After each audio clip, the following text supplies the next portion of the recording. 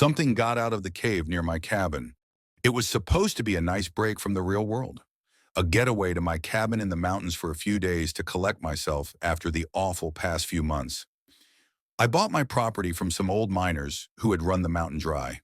The cabin they had built only needed some minor improvements, and the remains of their fruitless mines made for some cool features to show friends. The big mine near the cabin couldn't even be called a mine, as they had essentially blown open the entrance to a cave wide enough to get tools inside. The night before I was going to head back, the largest rainstorm in a century hit. All roads leading back to civilization were flooded, and there was no chance my crappy car could hope to make it through. I wasn't too upset about it, just thankful I still had enough food to last me another few days. The truly awful part was that the shoddy power system I made had gone out, and my phone had died long ago. I needed to wait a while for the solar panels to charge, so I decided to make the best out of a bad situation. The rain had made the woods truly beautiful, and I still had around a dozen Polaroids to use in my camera. The walk was truly amazing. The rain had made the green in the forest even more vibrant, and the canopy had provided enough cover that I wasn't soaking wet. Only problem I ran into was the insane amount of broken branches on the trail. I knew the storm had been bad, but in my years of owning this cabin, I had never seen this amount of clutter pile up in such a short time. I had no idea how so many branches below the canopy had broken. I had been walking for a few hours before it started to get dark, and I decided to head back. I suddenly came up with the bright idea to take a photo of myself to commemorate the time I got rained out in the mountains. I turned on the flash and timer, setting my camera down on a nearby rock, and backed up a few feet. The only thing I heard before hitting the ground was the crack of wood splitting. Something had hit me in the head. Hard. Still dazed, I tried to figure out what just happened, but whatever hit me didn't give me the chance.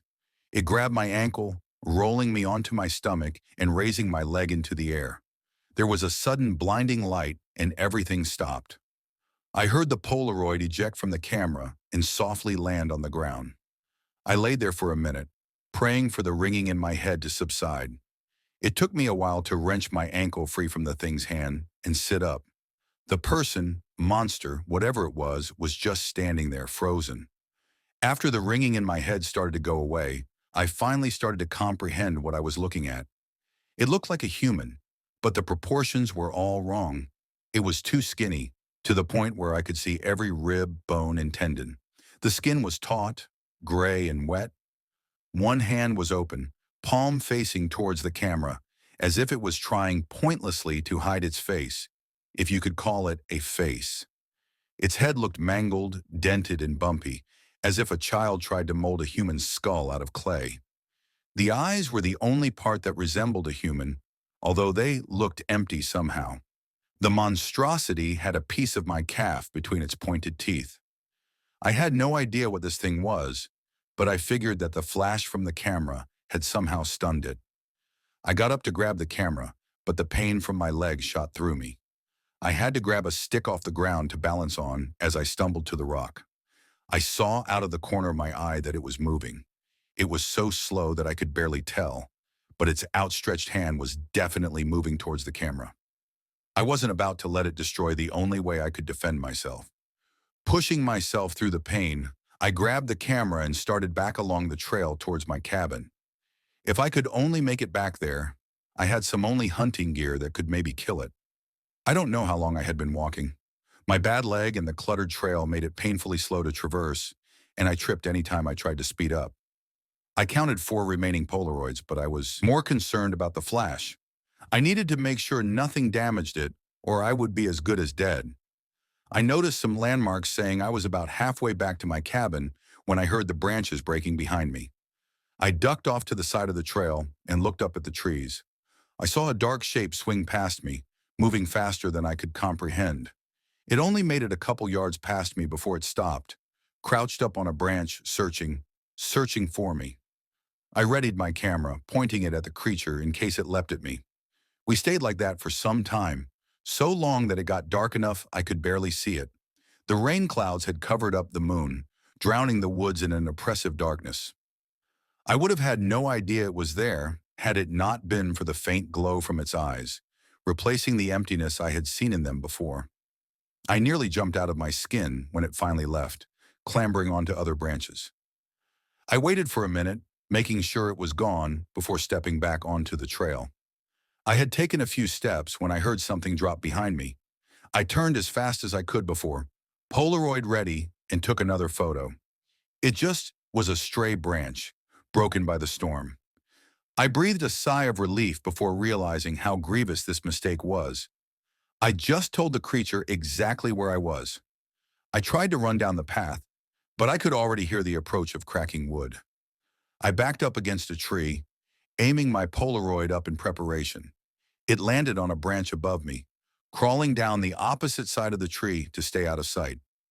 I crawled away, but it was too fast, grabbing me by the shoulder.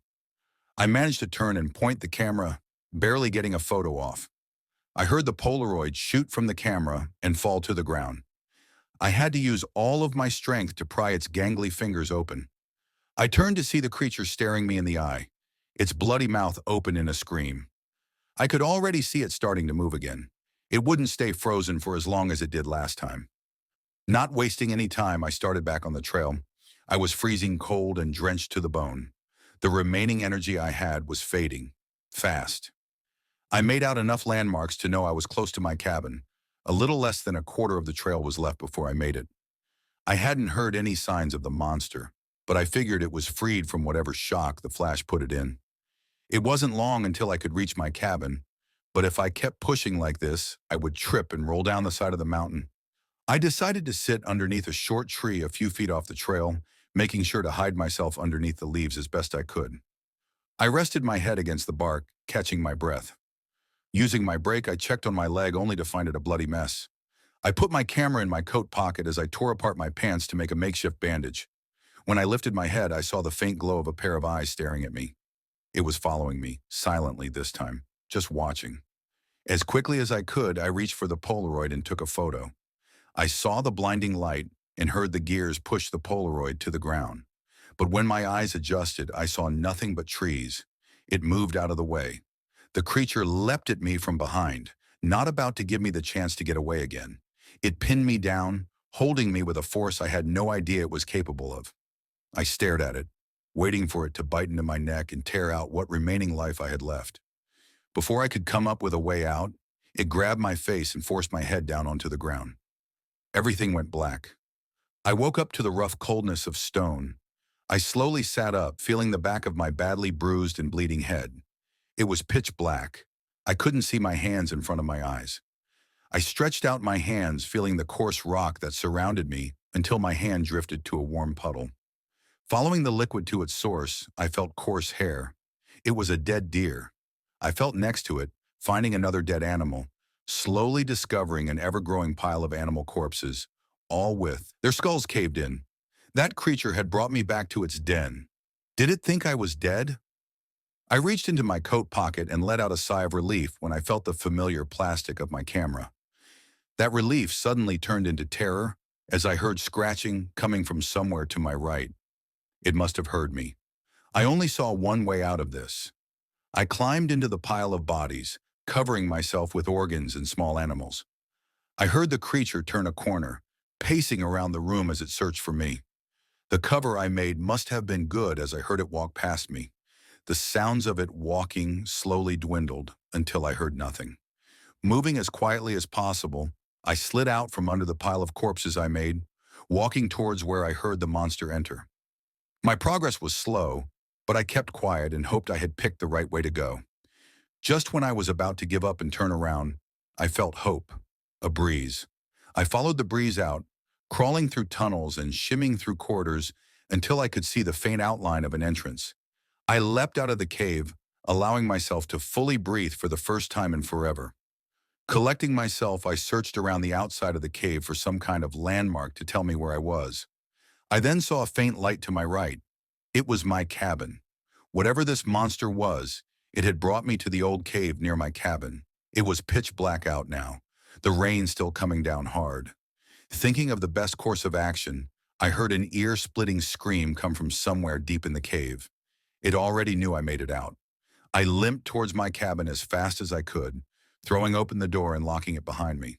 The power had come back on while I was out being chased, and I wasted no time making sure every door and window was locked or covered. I was lucky the old miners only built one tiny window at the front of the cabin. I scrambled to find where I had left my phone, only to remember it was out of battery. I plugged it in, realizing I needed to wait until it was charged before I could leave. I wasn't getting through the storm in my car, so all I could hope for was to get far enough to reach a signal and call for help.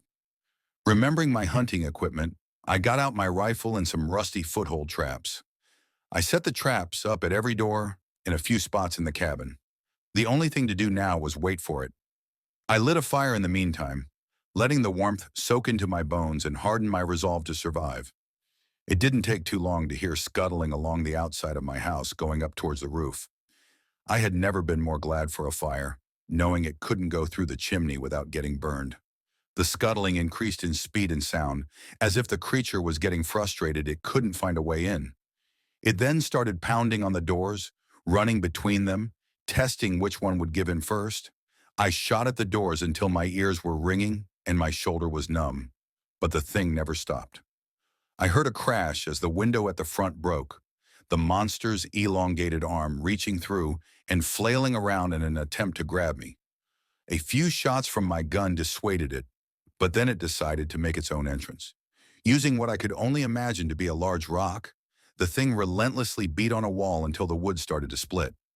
No matter how many shots I put through that wall, it wouldn't stop breaking it down. I was frozen there, trying to think of a way out of fighting something I couldn't kill or trap. But it was already too late. The monster crashed through the wall, immediately rushing me and hitting me across the room. I sat there, the wind knocked out of me, watching as it approached. It knew it had me. No matter how many foothold traps it stepped in, it never slowed its approach. I wanted to save it in case I had to make a run from my car, but I had to use it now. I pulled out the camera, aiming it at the monster, and took a photo as it started to run, trying to stop me before I could press the shutter. I heard the gears grind, and the Polaroid drop to the ground, but I closed my eyes when I realized it. The flash didn't go off, was about to die. I don't know when it happened, but my camera must have been damaged. It's probably toying with me now, waiting for me to open my eyes so it could make me watch as it devours me. But there was only silence. I finally opened my eyes. Its hand was only a foot away, reaching for the camera. It was frozen. I looked into its eyes, but something was wrong. That haunting glow was gone. All I saw was that familiar emptiness I had seen when it first attacked me. Confused, I dropped my camera and scrambled around it, going for the door. Something stopped me, and I looked back at the creature, seeing its hand slowly starting to move. I thought it was reaching for the camera, but it was going for the Polaroid. I cautiously approached, grabbing the Polaroid before the creature could. I expected the photo to look normal, but I instead saw a gray haze in the rough shape of the monstrosity standing before me. The haze in the photo looked as if it was moving, writhing around as if trying to escape. Taking the photo had ripped it out of the monster, and it wanted to go back. I knew what I had to do. I limped to the fireplace and tossed the photo in. The creature immediately started to scream. I imagine it would have deafened me if shooting the gun hadn't already. It dropped to its knees, its pale skin bubbling and bursting. It crawled towards the fireplace, using the last of its fleeting strength to fight against the burning agony it was in. In the end, it was too slow. By the time the Polaroid was ashes, the creature was only a pile of misshapen bones. I grabbed my phone and car keys. I drove it as far as I could, but the shitty thing got stuck in the mud a few miles out from the nearest town. I managed to limp the rest of the way, pushing myself with energy I didn't know I had. I'm writing this in the home of a kind stranger as they try to call the police, but they can't get out here due to the storm. I should be able to upload this account with the little signal I can get. I'm realizing now that I should have stayed in my cabin, as all I've done is sentence another poor person to die. I see their eyes out in the tree line, dozens of glimmers as they stare at me, curious, waiting, watching. I don't know if taking photos with my phone will work. Even if it does, there's no way I can stop them all. I'm posting this as a warning. Stay out of the mountains. They've come to take back their land. Love crazy Reddit stories? Subscribe and hit the notification bell so you never miss out on my latest videos.